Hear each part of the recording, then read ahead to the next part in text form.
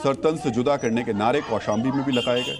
यहाँ पर जेनजी के साथ जेन अल्फा भी मौजूद थे। जेन अल्फा यानी वो पीढ़ी जो 2010 से 2025 के बीच पैदा हुई है। जिन जगहों पर ऐसी नारेबाजी हो रही थी वैसी जगहों पर आज डीएनए देख रहे बहुत से दर्शक अपने बच्चों को शायद जाने भी ना दें, लेकिन कौशाम्बी में ऐसा करने वालों की भीड़ जमा।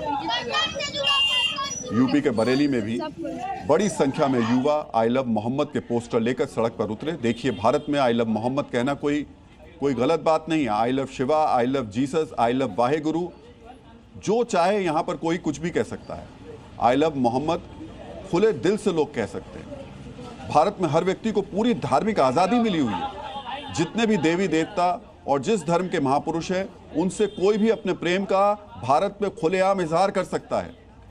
बरेली के साथ साथ यूपी के कानपुर में भी सड़कों पर ऐसी ही भीड़ दिखाई दी और वही नारे, वही पोस्टर दिखाई दिए। लेकिन हम जो बात कह रहे हैं कि जब भारत में धार्मिक स्वतंत्रता है, अपने अपने देवी देवताओं को मानने की खुली स्वतंत्रता है, अपने अपने धर्म को मानने की खुली स्वतंत्रता है, उनसे अपने मोहब्बत को, अपने प्यार को इजहार करने की खुली स्वतंत्रता है, फिर ये नारे क्यों लगाए गए?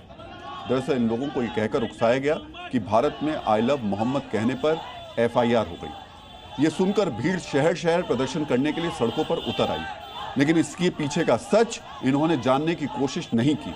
जिसने कहा उसकी बातों पर इन्होंने आंख मूंदकर भरोसा कर लिया। कुछ ही घंटों में प्रदर्शन की ये आग यूपी से महाराष्ट्र तक फैल गई। महाराष्ट्र के बीड़ में धार्मिक नारेबाजी करती हजारों लोगों की भीड़ भी सड़कों पर उतर गई। शुक्रवार की नमाज के बाद अचानक सड़कों पर इस्लामिक जेनजी का हुजूम उमड़ पड़ा। आप इस भीड़ को देखिए, किस तरह पूरी सड़क पर सिर्फ लोग ही लोग नजर आ रहे हैं। ये भीड़ भी सरतन से जुदा के नारे लगाते हुए आगे बढ़ती जा रही है।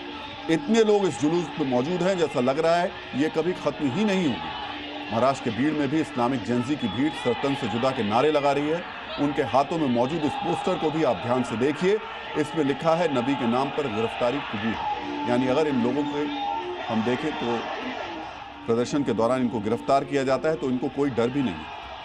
अब आप सोच कर देखिए, आप बाजार में फल सब्जी या कोई दूसरी ज़रूरत का सामान खरीदने गए हैं, अपने परिवार को शॉपिंग करवाने गए हैं, अपने दफ्तर से घर लौट रहे हैं और अचानक हज़ारों लोग इस तरीके से सरतन से जुदा के नारे लगाते हुए सामने आ जाएं।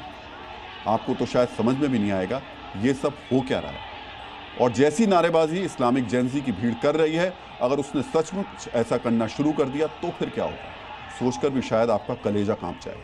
यानी बिना किसी सूचना के ऐसे सड़कों पर आने वाली भीड़ काफ़ी खतरनाक भी साबित हो सकती है। और सबसे बड़ी बात ये, इस भीड़ को पता ही नहीं है कि ये किस वजह से आई है। जिस कारण को, जिस अफवाह को इनके बीच में परोसा गया, जिस अफवाह के जरिए इनको सड़क पर लाया गया, उसकी सच्चाई क्या थी ये इनको पता ही नहीं था। क्योंकि ऐसी भीड़ जब भड़कती है तो आम आदमी को क्या, खाकी वर्दी पहनने वाले पुलिस को भी कुछ नहीं समझती है। अगर ऐसी भीड़ उन्मादी हो जाती है तो थाने में घुसकर पुलिस पर हमलावर हो जाती है।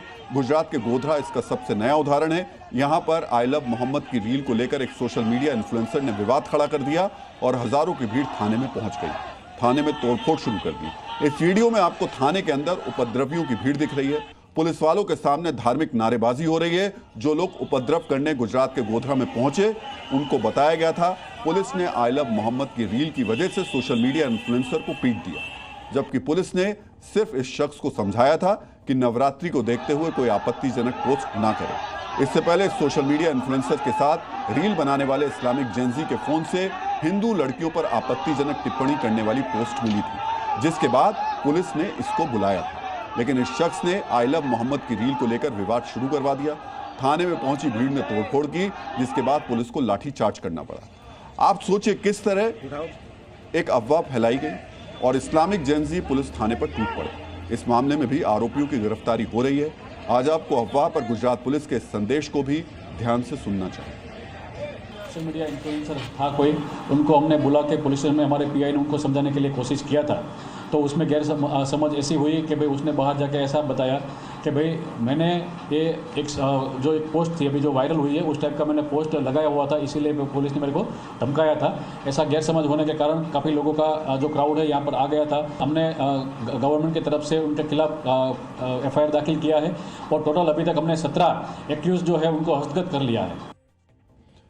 गुजरात के अलावा राजस्थान के टोंक में भी ऐसी ही अफवाह के बाद इस्लामिक जेनजी ने उपद्रव किया। यहां भी नबी की शान में भड़काऊ पोस्ट की खबर फैलाई गई, जिसके बाद इस्लामिक जेनजी सड़कों पर आ गया। खूब नारेबाजी की गई, एक कारखाने में तोड़फोड़ कर दी गई। लेकिन सबसे हैरान करने वाली बात यह रही, यहां पर प्रदर्शन करने आए कोई भी व्यक्ति पुलिस को वो आपत्तिजनक पोस्ट उपलब्ध नहीं करवा सका जिसको लेकर यह पूरा बवाल किया गया। आज आप आंदोलन करने वालों और इस उपद्रव को शांत करवाने के लिए पहुंचे इस पुलिस अधिकारी के बयान को सुनिए और समझिए कैसे देश के किसी भी कोने में अफवाह फैलाकर बवाल करवाया जा रहा है।